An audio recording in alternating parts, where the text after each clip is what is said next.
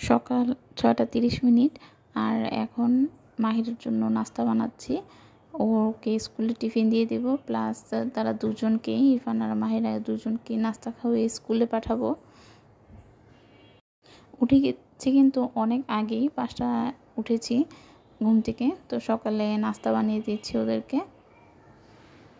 একদম ভোর সকাল থেকে শুরু হয় একজন গৃহিণীদের জীবন। তো ডিম দিয়ে ব্রেড ভাজি করে দিয়েছি আর মরিচ অ্যাড করেছি।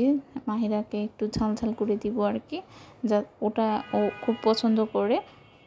আর এখন এই যে দুজনকে নিয়ে চলে যাচ্ছে স্কুলে।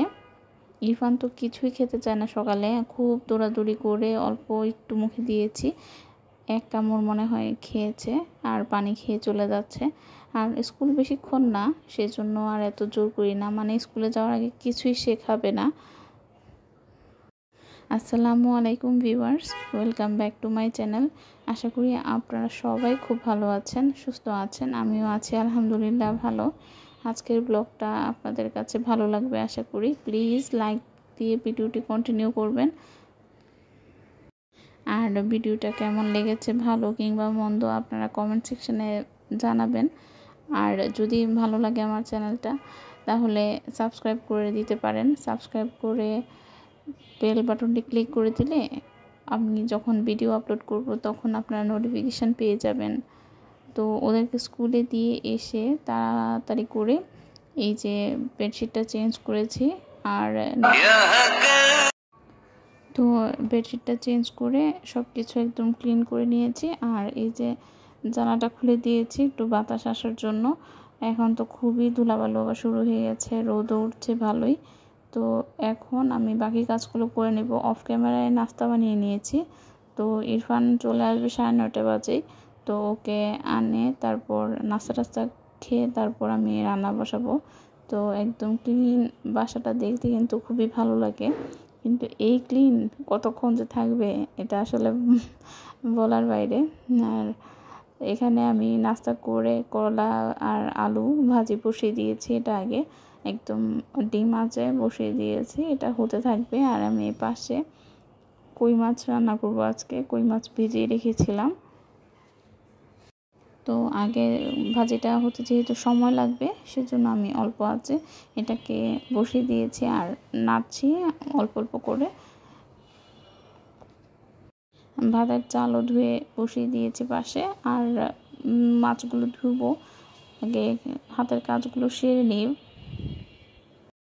যেহেতু সবগুলো কাজ আগে করে নিয়েছি, ঘর গোছানোর যে কাজটা, তো এটা নিয়ে কোনো টেনশন নেই। তো এখানে আমি মাছগুলোকে ভালোভাবে ধুয়ে নিয়েছি লবণ দিয়ে।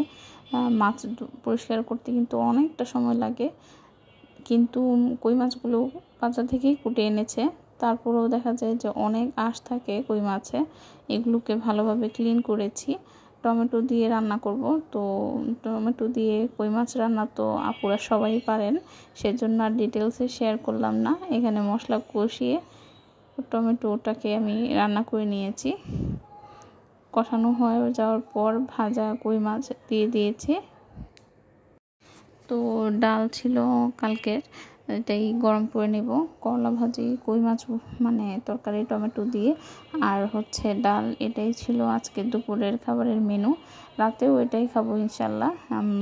একবেলাই রান্না করি, এটাই হয়ে যায় আর কি, 2 বেলা, রাতে আর দুপুরে। তো রান্নাবান্না শেষ করে আমি গোসল নামাজ সেরে নিয়েছি।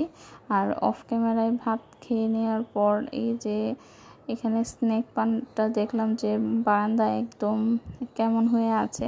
তো বাসায় মানে রুমে এনে ভালোভাবে ক্লিন করেছি আর পানি দিয়েছি, দেখলাম যে এখন একদম ফ্রেশ লাগছে।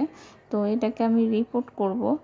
একটার মধ্যে অনেকগুলো চারা গজাইছে, তো এখানে দেখা যাচ্ছে যে জায়গা হচ্ছে না, তো সেজন্যই আর কি রিপোর্টটা করা লাগবে। রিপোর্ট করলে দেখা যাবে যে আরও খুব সজীব হয়ে আছে। তো এরপরে আর ক্যামেরা অন করিনি। বিকালে একটু ইরফানকে নিয়ে আমি ঘুমিয়েছিলাম। তো সন্ধ্যায় উঠে আসর নামাজ তো পড়েছি, পড়ার পর বিকালে একটু নুডলস বানিয়েছি ওদের জন্য, আমরাও খাবো আর কি, সবার জন্য নিয়ে নিয়েছি, আমাদের 4 জনের জন্য। তো নুডলস খাওয়ার পর ওদের দুজনকেই পড়তে বসাবো, যেহেতু সামনে পরীক্ষা আর ক্লাসের পড়া তো কমপ্লিট করতে হবে, তো ওদেরকে নিয়ে একটু বসতে হবে। তো বিকালের নাস্তায় এই ঝটপট নুডলসই ছিল আজকে। আর আজকের ভিডিওটা আমি আর বেশি বড় করছি না, সন্ধ্যায় আর তো তেমন কাজ নেই, তো ও পড়ছে বাংলাটা ইরফান, আমি দেখছি, আর ওইদিকে মাহিরা ওর হোমওয়ার্কগুলো করে নিচ্ছে। আজকের ব্লগটা আপনাদের কাছে কেমন লেগেছে কমেন্ট করে জানাবেন।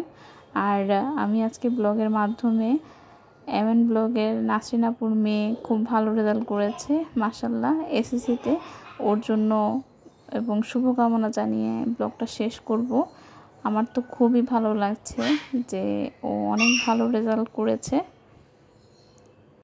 আমার কাজিনের ছেলেও গোল্ডেন এ প্লাস পেয়েছে, তারপর আরেকজন হচ্ছে জিপিএ 5 পেয়েছে। তো ওদের জন্য সবাই দোয়া করবেন, এরকম ভালো রেজাল্ট করলে কিন্তু খুবই ভালো লাগে।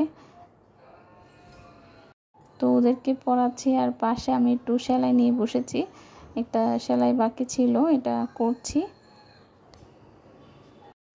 মাহিরের একটা জামাতে সেলাই করছিলাম আর কি, তো কমপ্লিট হলে আপনাদের সাথে শেয়ার করব। আজকের ভিডিওটি আমি এখানেই শেষ করছি।